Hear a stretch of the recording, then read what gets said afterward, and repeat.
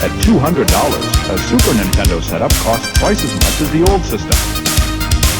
For the money, the company promises better pictures, sound, and adventure.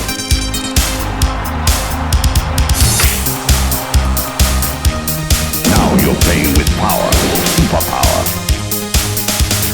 You're the king, I tell you! The king! Only for Super NES. Only on Super NES.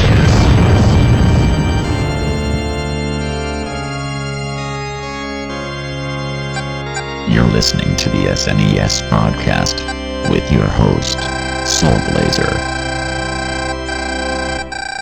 Hello, everybody. This is Super NES Podcast, episode number 271. As always, I am Greg. He is Joe. Hello.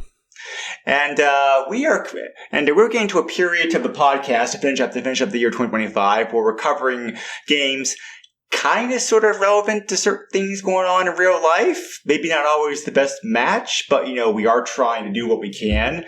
Warlock was the first game podcast that we tried to do for kind of a themed release with Halloween. Mega Man X was kind of shoehorned in because, guest hosts can be hard to get on the podcast, blah, blah, blah, blah, whatever. So, but this is our next one, and we have some other themed podcasts coming up. This themed podcast was to take advantage of hockey season, because I realized that we have not yet covered a hockey game on this podcast. We've covered a couple of football games, a few baseball games, and some basketball games as well, too. I know of at least one. Because I distinctly remember covering NBA Jam with George back in the day. But I think there was a second one we covered too at some point. But anyway, but for whatever reason, hockey is the one major sport we were, at least here in the U.S. that we haven't covered yet. So and then of course you think hockey. You're like, well, which one of the best hockey games available in Super NES? You got obviously the classic NHL 94 comes to mind. So that's the one that we're covering here. Spoiler alert, I still personally love Blades of Steel for the NES. That's my all-time favorite hockey game, but this game is still very, very good. But I never played this back in the day, to be honest, because I said before, I was still, I've always enjoyed hockey. It definitely is a fun sport to watch. It's one of my favorites. Growing up in New England, I'm a lifelong fan for all the New England teams, including the Bruins. Who, side note, Joe, it's been so long since I saw the box cover, I forgot the Bruins are on the cover. This game. Yeah. So, against the Pittsburgh Steelers, the Pittsburgh team, I believe.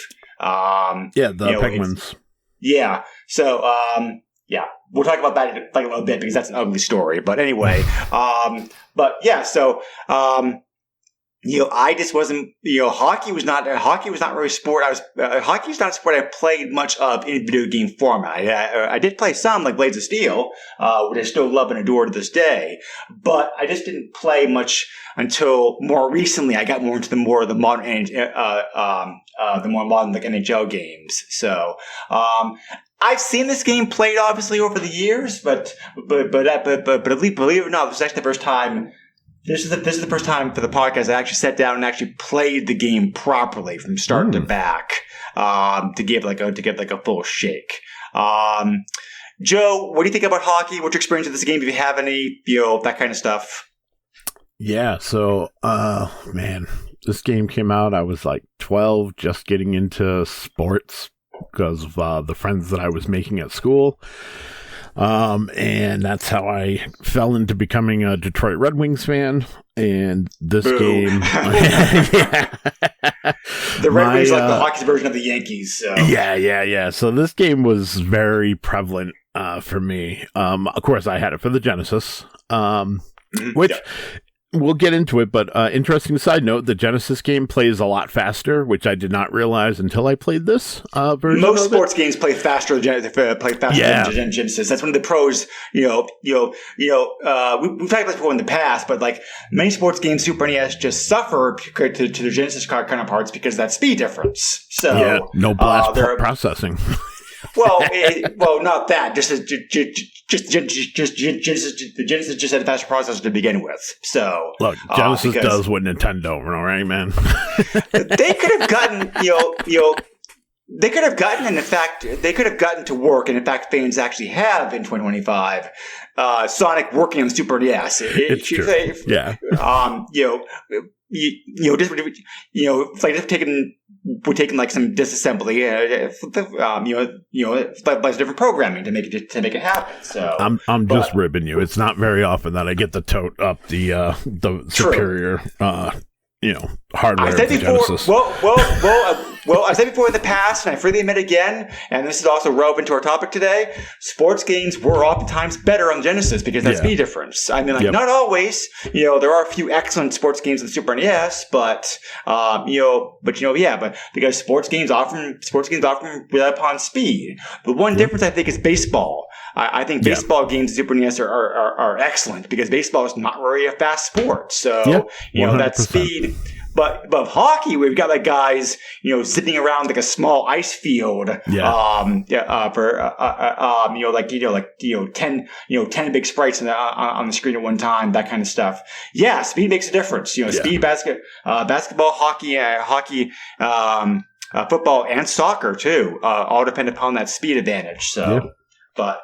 Anyway, sorry, go ahead. So, so of course, having a friend who had this game, and showing me the glories of the hockey sport, I was hooked. And then I think I got this for my birthday. I want to say I got it for my birthday. Well, I'm pretty sure it wasn't Christmas or Hanukkah. I mean, once I had that, this game is great on so many levels. So spoiler, I mean, you should already know where I'm coming from. Because I was talking it up after last episode. But yeah, like this was like not only this is the be all end all for me. So this was where I started playing hockey games. And to this day with the modern, NHL games, they still have a control scheme that you can go back to that is your basic 2-button control scheme so that it plays like NHL 94, and I still to this day use that scheme, although I could probably play better using the thumbstick and whatever else for more precision. But I don't think every modern game has had this, but a lot of the modern games also offer 2-button control schemes as well too. Oh, interesting. That I didn't know. Yeah, well, one button to hike, one button to pass, that kind of stuff. Okay. So to make it simple. Like I said, I don't know if the most current game has it, but a lot of the newer ones did have that option. That option cooked into it. Yeah, EA had progressively changed their control scheme throughout the years, and of course. Once we got to the 3D era, it was incorporating the thumbstick to be able to, maneuver the stick, and you could like deke and things of that nature. And it really got convoluted and like confusing as far as like how you could move the puck independently of you and the stick and all this weird stuff. And then, and I bring this up because it'll be prevalent as we continue to talk on it. NHL 14, which happened to be that was the 20th anniversary of NHL 94. Yes. Yeah, that was the first year that they decided to not only include NHL 94 in the game, but also included that easier control scheme, and it's gone forward since because it's that popular.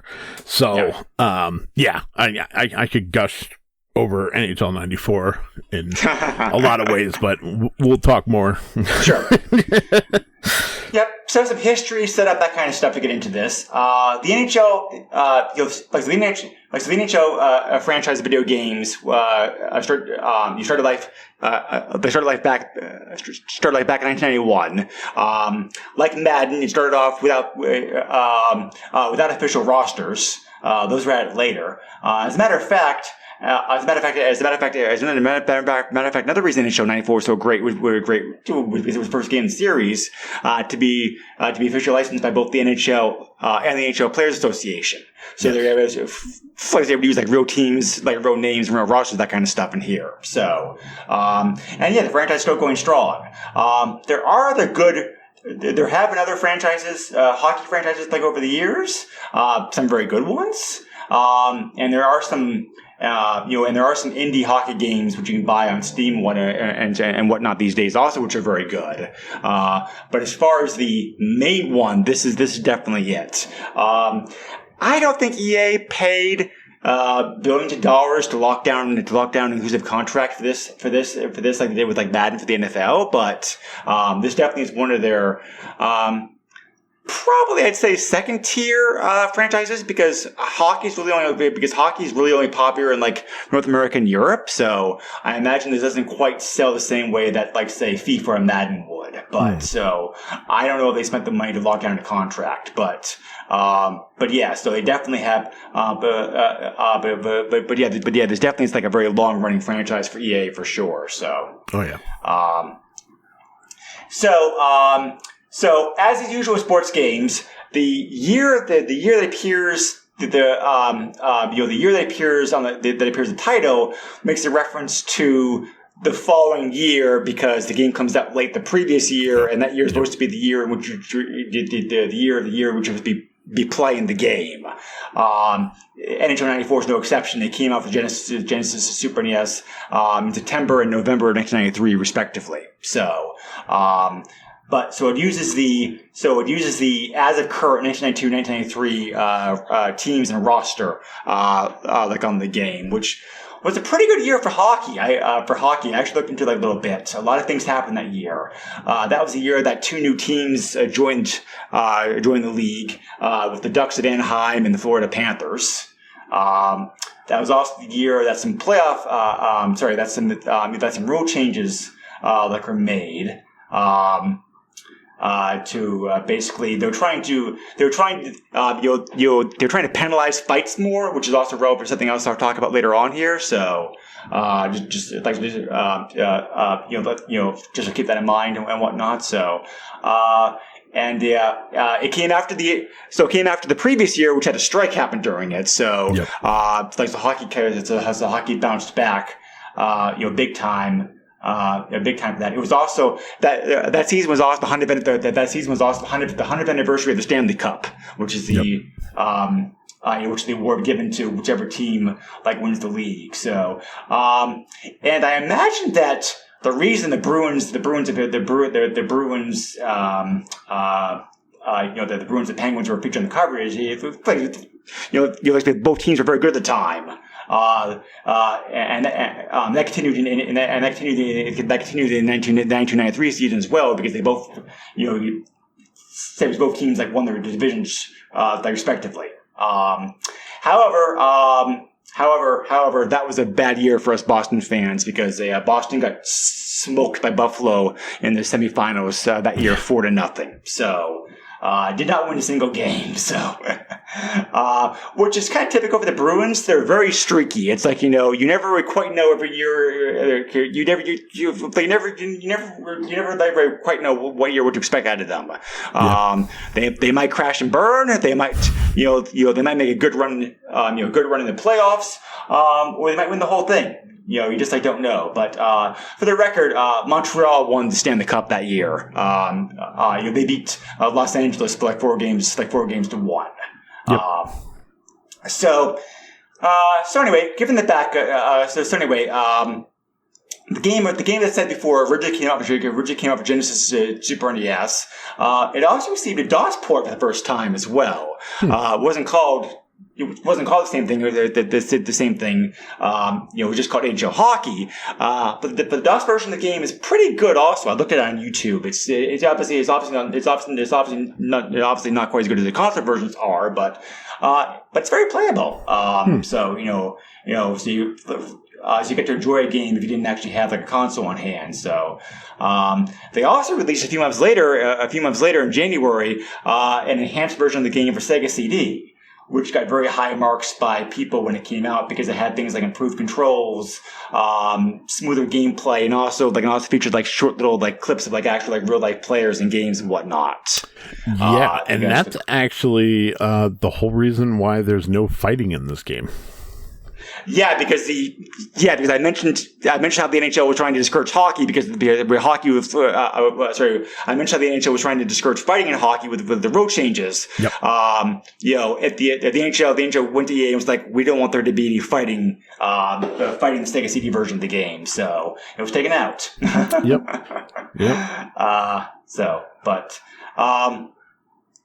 Anyway, people had been kind of unhappy with the last few releases of NHL before this. EA made some changes to series that really were not that popular. But we went back to the drawing board with this one and made radical changes to the game. I should mention. Who developed the game depends upon a version of the game that you're playing. The Genesis and Sega CD version of the game is handled by a company called High Score Productions. EA themselves, like their Canadian branch, handled the Super NES port. A company called Park Place Productions handled the DOS version of the game.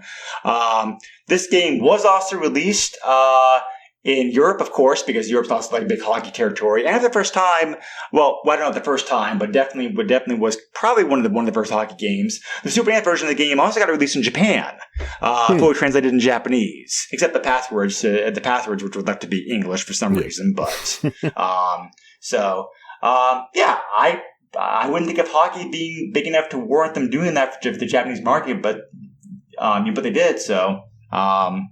But anyway, one of my favorite composers, composers did work in this game, which I didn't realize until I started to research on it.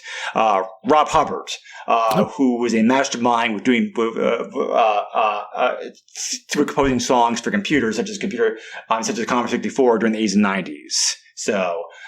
Probably one of the best computer game composers you're going to find out there as far as music goes.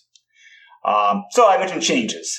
The game still uses the same vertical camera angle that the previous games did, but EA definitely improved the engine big time with this one. It's a rebuild engine. It looks better. It looks better. It's faster. It plays smoother. There's a so-called one-timer, which is actually an authentic hockey move where a player shoots the puck directly off the pass. You're also able to control the manual. You're also able to control the goalie manually, which is what I'm trying to say in this one. You can save user playoff records. There's 5 different ways to play. You have exhibition games, regular season, playoffs, shootout, and demo. Both All-Star teams are present. They also added in a very nice touch, team-specific organ songs. If the team during that time period was using a song historically during the games, chances are you'd actually hear it in this game like you're playing them. For example, the St. Louis Blues use using when the Saints go marching in. The Blackhawks use Here Come the Hawks, et cetera, et cetera. They also apparently licensed a Beatles song because you hear Birthday after a goal is scored, which is kind of interesting. Why they picked that song, I don't know, but it's here. So all this made for a very much more smoother, faster gameplay experience, which fans really enjoyed the time period. And apparently still enjoyed because as I said before, this is still often regarded as one of the best sports games of all time. They even 2025, and considering how many sports games have come out, and how many good sports games that there are, that's saying something for sure. But anyway, Joe, you have a lot more experience with this game than I do. Why don't you talk about what you enjoyed about this game so much, and some of the things that you really some of the things that really endeared it to you, and the pros and cons of the game as far as you're concerned. Yeah, absolutely. And before I do that, I just want to add in 2 of the other big notable changes with this game was they added auto line changes, which is huge. You don't have to go and manage your team and decide who gets pulled in and who gets taken out. That's an option on the menu. There's an option on the main menu. You have to try to forget about that. You can they can also adjust the length of period, penalties on or off, and the goalie's automatic or manual. Yep. And then the other big thing is that in this game, since there was no fighting, you can do checks, and some of the checks are devastating. One of the highlights of this game is if you can check your opponent into their bench, that is always so satisfying. But yeah, man, it's hard to put into words, and I even put that in my notes. It's hard to put into words. Like the feeling of NHL 94, and that's exactly what it is. It's a feeling. To me, the game still feels realistic.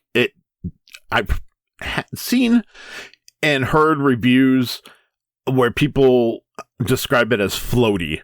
And I can see where they're coming from, but you're on ice. So it's kind of hard to sit there and be like, yeah, they're floaty when, it's ice physics. You're supposed to be able to slide around like that. I think the puck control is fantastic in this game. When you can pass to a teammate and hit that one-timer, that is like chef's kiss, the mark on this game for sure. I think the AI is pretty good. It's not too difficult, but it's also not like super easy. This game, I swear, this has been a bug that's been in every single NHL game, including now. It's still present in 2025.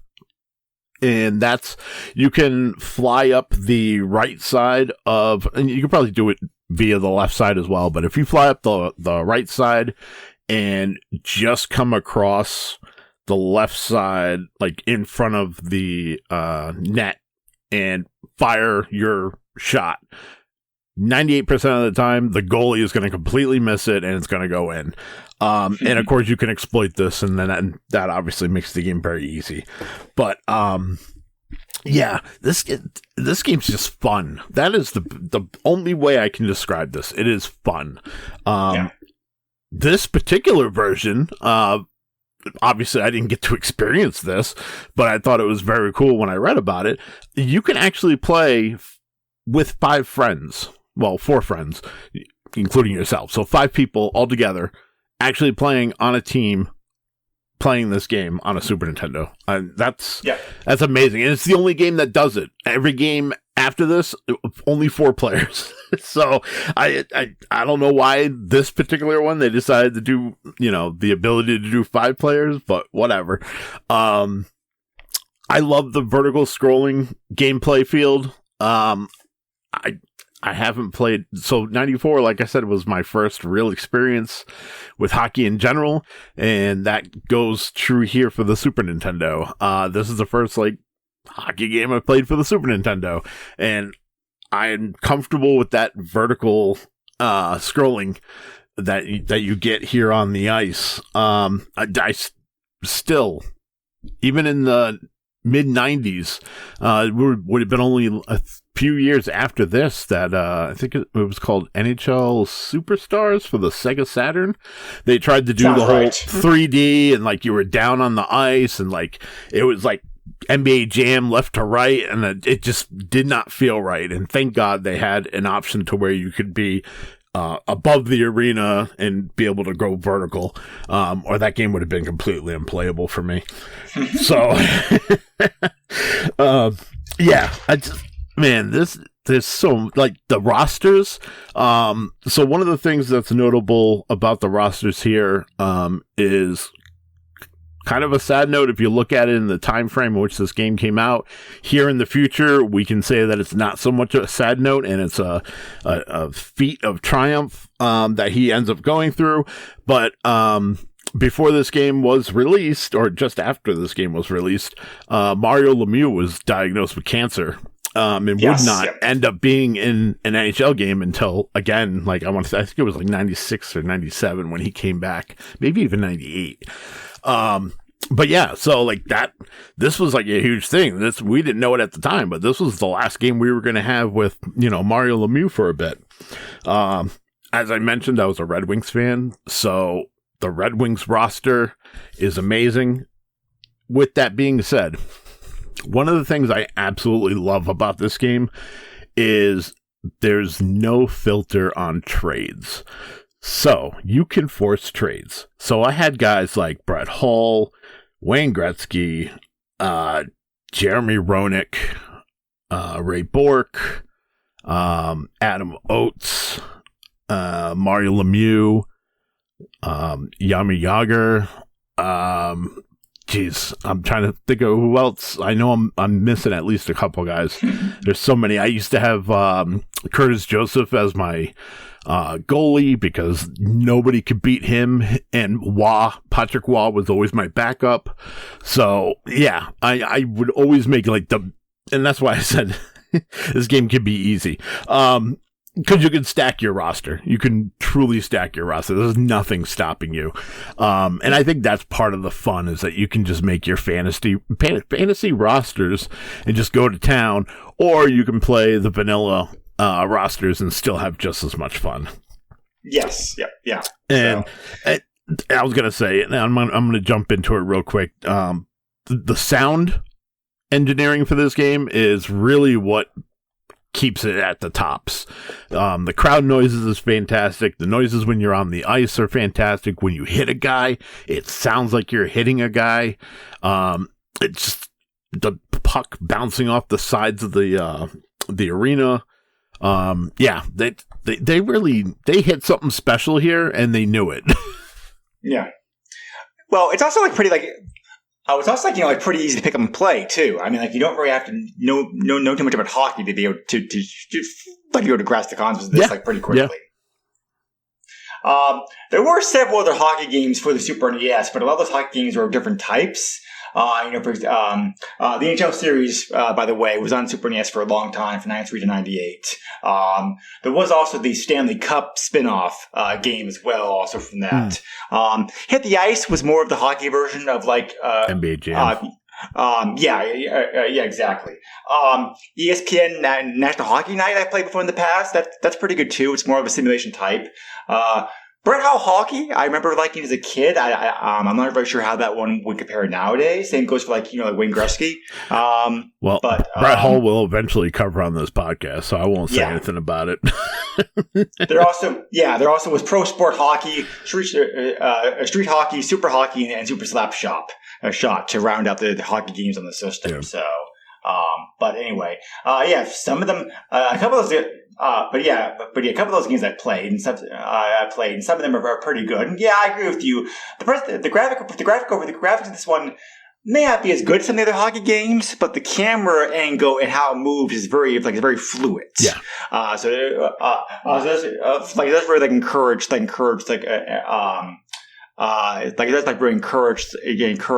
easier. How can I put this? The camera angle, and because how the camera is used, allows you to be able to see things easier. It definitely does help with the gameplay. Yeah, you can definitely set up your shots and actually act like a real team. Yeah. So,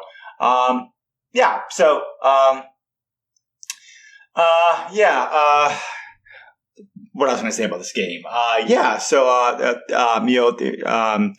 Despite the fact that it does allow you to save some of your records, passwords are used to be able to do certain things, which the passwords are used for progress, which is just allow you to be able to say, okay, I want to play this team in the Stanley Cup.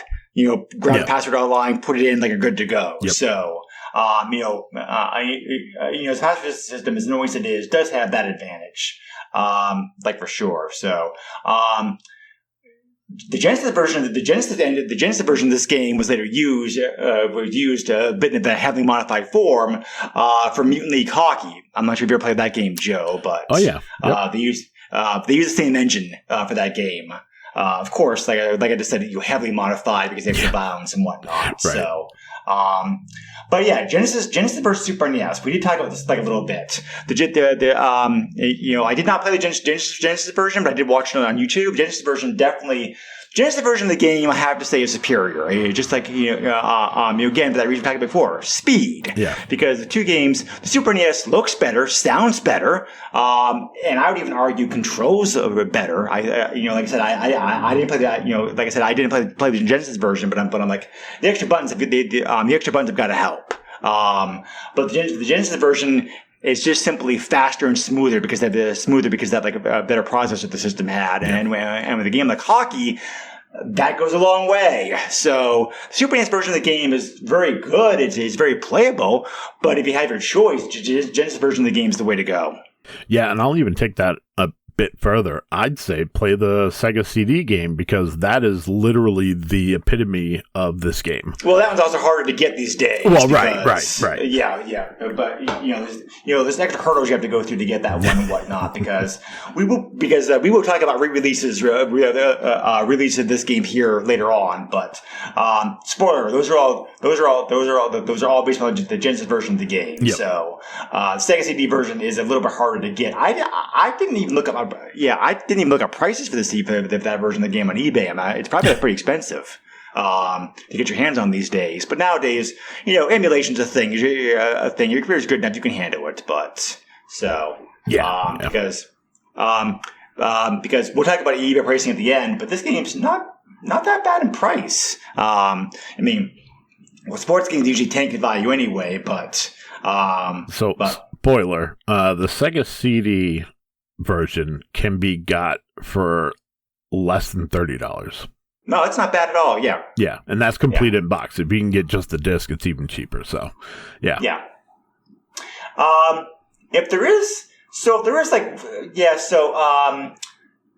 Like any quibbles I have with the game are probably a bit nitpicky. I personally wish the camera angle, while it's good, was zoomed out just a bit further. Like you see the entire like half of the rink, because oftentimes you'll see like the bottom and like 2/3 of one side. Whereas I wish you could see the whole thing. That would make it like a bit easier. The fonts used can make some of the numbers and letters hard to read sometimes, I think, if you get used to it. The players. Especially when you have like 4 or 5 guys all ganging up on one another, like fighting for the puck, it can be kind of hard to see like who your guy actually is. The controllers being floaty. Yeah, the controllers are floaty. I really don't know. I don't know if I want to say that's bad programming, or the programmers did that on purpose to account, like you said before, Joe, for the the ice feel. Right. I understand them going for the floating effect, but to me it feels a bit too floaty. I wish it was a little bit more I wish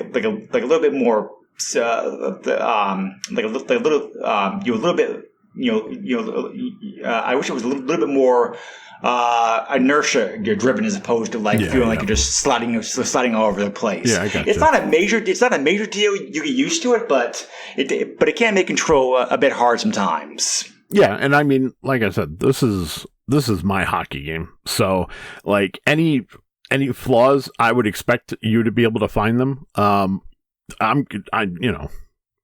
Full disclosure, I have the rose tinted glasses on full blast for this game. So, I played this for years upon years. I actually think I played this game until I got my Sega Saturn, sorry. So, I mean, like, this is the hockey game I had for, a good almost 5 years.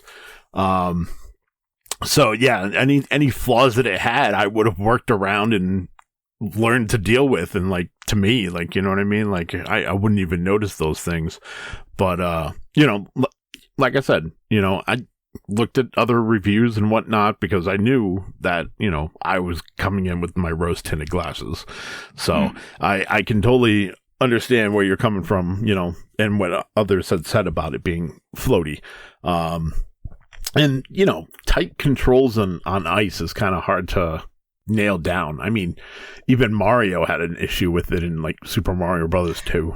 Now, when I say tight, I should say like I probably should define exactly. I probably should define by tight. I mean like floaty controls because it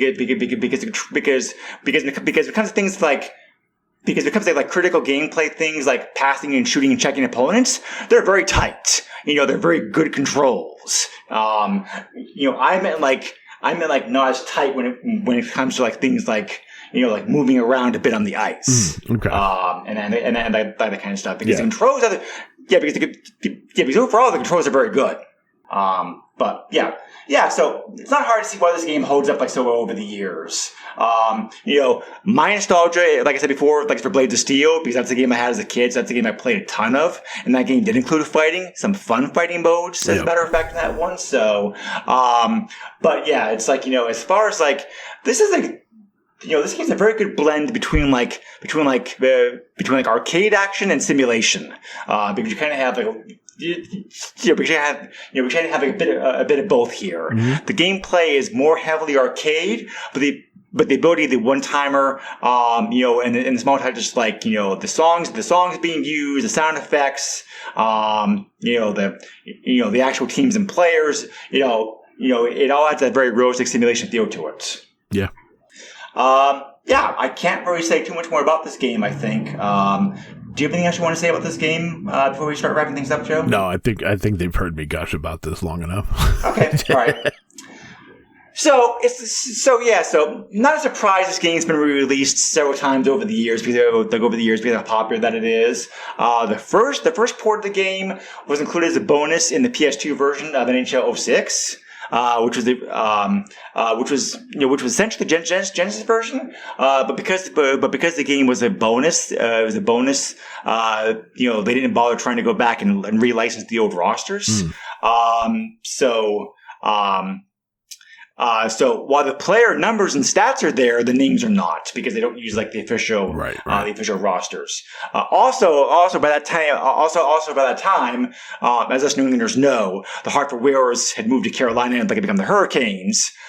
So like that part of the game, the Whalers were known as the Canes instead. It's kind of like a tongue-in-cheek nod to where they were then currently. So then the game got another release in like NHL 14, which is the one you were talking about previously, Joe. Yes. The NHL 94 anniversary mode. So it changed the game audiovisually and control wise to more resemble NHL 90. When you use that anniversary mode, it changes NHL 14, the current game the game was included on, to look and play more like NHL 94, which is a very nice touch. Yeah. Including the teams and players, the players from the current 2013-2014 season. It also uses the music. It also uses the Sega Genesis music. Yep. It also did things like introduced faster game speed, relaxed game rules, that kind of stuff.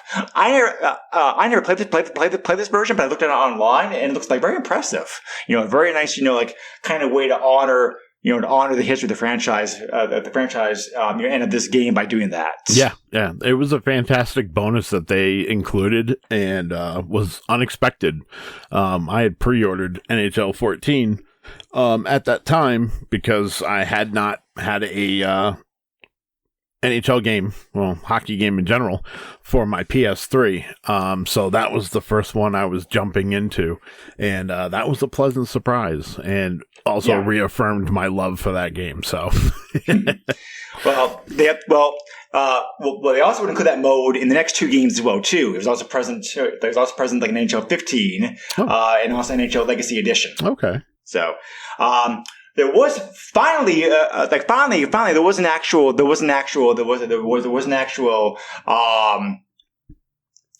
I don't even know what I want to call it a remaster because they really didn't change that much with it. The game was finally re-released for modern consoles in 2020 by a company called Empty Clip Studios, called NHL 94 Rewind.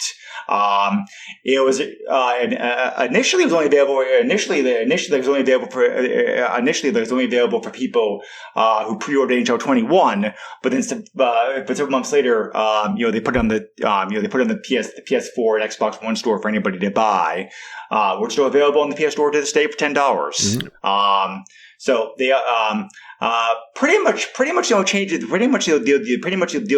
that made the version of the game is that it uses the Arsenal emulation software engine, and it also uses the then current 2020-2021 teams and players. Yeah. Again, I looked at this one on eBay, and it's very good. All it says is just really Genesis version of the game, just with like more current rosters. Yep. Because obviously one of the reasons that Super Tecmo Bowl is loved over the is also so popular, and also considered to be one of the best sports games of all time, is because that it's very easy to hack the game for whatever. They always have new rosters available for the game every year, whatnot. So having it, and I'm sure people do that. I'm sure people do that for this version of the game too. Oh yeah. I didn't, but having the official one available for release without having to do the work yourself was pretty nice. Oh yeah. As alluded to before, ratings of this game were very positive. Genesis version of the game got higher marks than the Super Nintendo version of the game, but the Super Nintendo version of the game still scored pretty well. GamePro considered the Sega CD version the superior version. Out of the 4 versions of the game. Mm-hmm.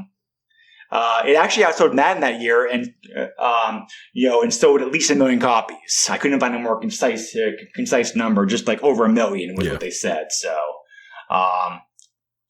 IGN puts the game at number 59 on the list of like top 100, your top 100 Super NES games of all time. Genesis version of the game was considered by Game Master in 1996 to be the 65th. On their list. So still very, so obviously still very well thought of and still played, and still played today.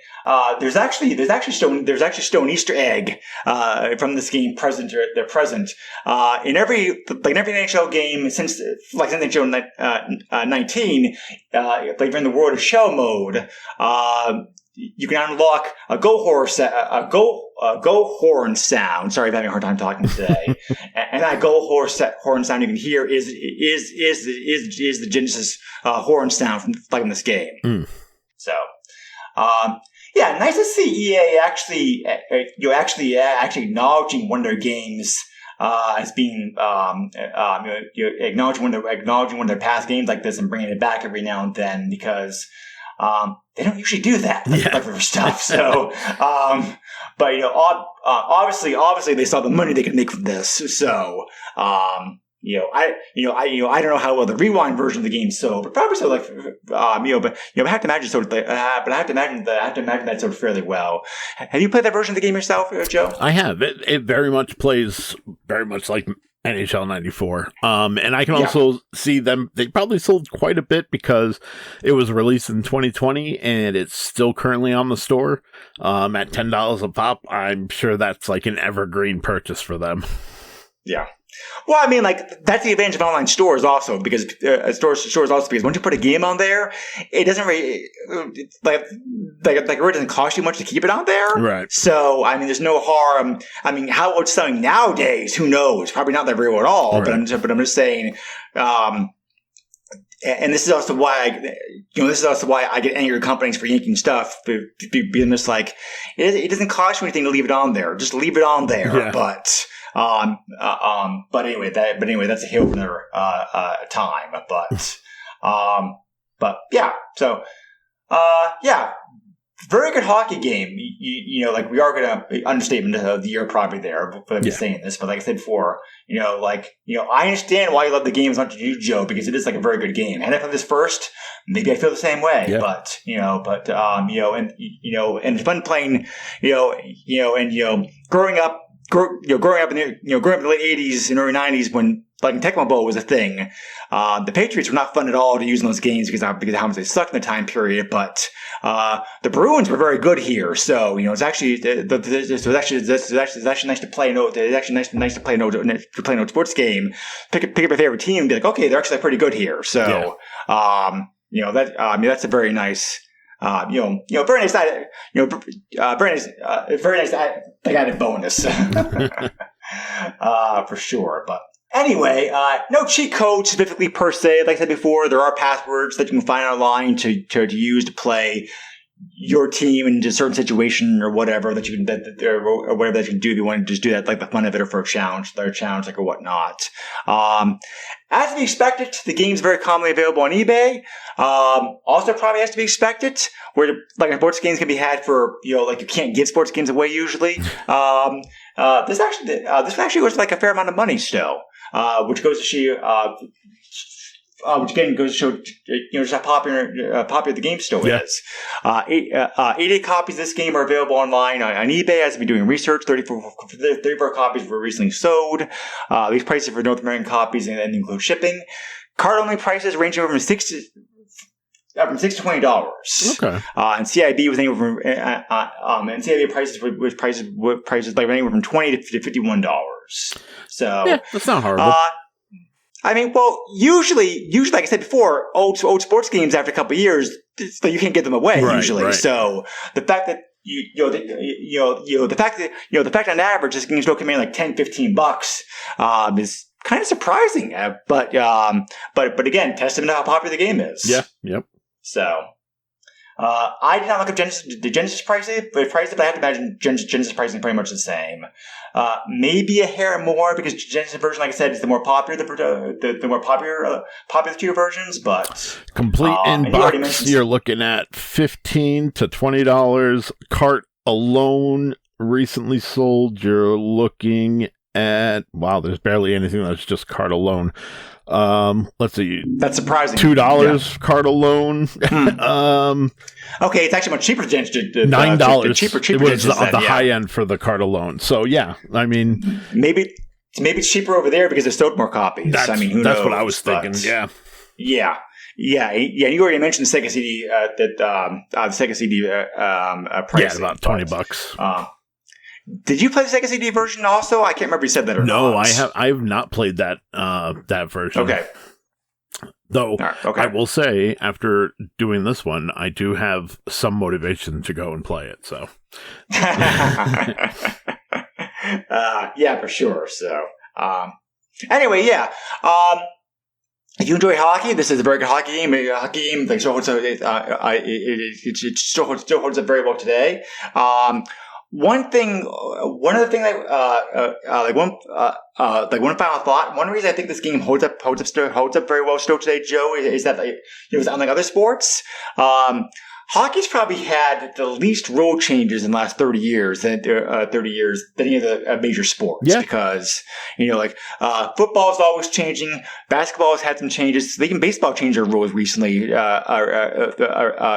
Recently big for like faster games and whatnot. Yeah. They tweak the rules in hockey every now and then, but generally speaking, 30 years is a long time. I hate to say this because it makes me realize my age here, but sports have to evolve and change to stay current and relevant with the fans and whatnot. Yeah. So, but hockey has undergone the least rule changes in the last 30 years, and therefore this game still feels like it pretty much still feels and plays like what a modern hockey game would if it was done in this more sometimes 2D arcade style gameplay. Yeah. So that testament for how popular that it is because the game changed so little, you can still get a pretty realistic quote unquote experience playing this game. Yep. But because because I remember complaining when we covered a Madden game. What was it, like last year or the year before that? It's like teams have changed their play so much in 30 years that almost nothing that almost nothing in that game is recognizable anymore. Right. Whereas this game, you really don't suffer. This game, they really don't have that issue. Yeah. But All right. So as always, thank you very much for listening to us, everybody. We appreciate it. You can find me on the Super NES Podcast on Facebook, or you can also send me the email at the SNESpodcast@yahoo.com. Joe, how can I reach you? You can find me on my very public Facebook and Twitter at JOESUX30. That's really it now. So next time, as I said before, we're doing another somewhat theme for relevancy episode with the game we're covering, because I try to cover at least one wrestling game a year to throw Joe a bone for some of the games that we do on here. So I asked him, I asked him what was a good time for doing a wrestling game. He said he said November, because there's what's going on pretty soon, Joe? Survivor Series will be, okay, yeah. What, I think 2 weeks from this upcoming Saturday, so, yeah. Okay, so. Yep. So the wrestling game we're covering this time is WCW Super Brawl Wrestling, from the alternate league, the WCW, because all the games we covered so far have been from, have been from the WWF. Yeah, the WWF games. Yeah, I actually thought for a long time this was a WWF game that somebody pointed out to me, and I'm like, oh, okay, I didn't even see that. Good catch. Yeah. But obviously any wrestling fan would know that. I really wasn't in the the know for that. So, and then also just give a quick. Just give a quick peek ahead. That will be our last regular game covering the podcast for this year. The next episode that we're doing will be the year-end special as usual. Yeah. Because we're taking the holidays off because I'm sure most people out there can relate to, life gets crazy during the holidays. Yep. So we just figured it was just best to wrap things up a little bit earlier and just push off a game we had planned for this year to open up next year instead. So yeah, hard to believe that 2025 is almost in the books already, but yeah. We're getting near the end. I know, I got to start making a list for next year's games. We're gonna have to work on that pretty soon. Yep. So, but all right. Thank you, everybody. I appreciate it. We'll catch you again next time. Next time is mentioned. So, just stay safe, everybody. Be well, and later. Bye. Nintendo controls 80% of the video market. But no matter how you play the game, or which game you play, things definitely have come a long way since Pac-Man. Now you're playing with power. Super power.